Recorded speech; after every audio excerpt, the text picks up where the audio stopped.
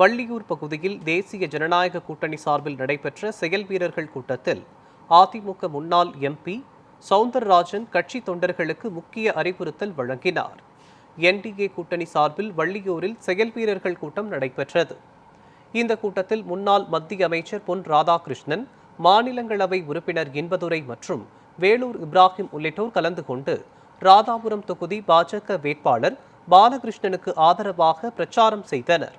அப்போது பேசிய சவுந்தரராஜன், எடப்பாடி பழனிசாமி முதலமைச்சராக இருந்த காலத்தில் செய்த சாதனைகளையும் தேர்தல் அறிக்கையில் கூறப்பட்டுள்ள திட்டங்களையும் வீடு வீடாக சென்று மக்களிடம் எடுத்துச் சொல்ல வேண்டும் என்று கூறினார்.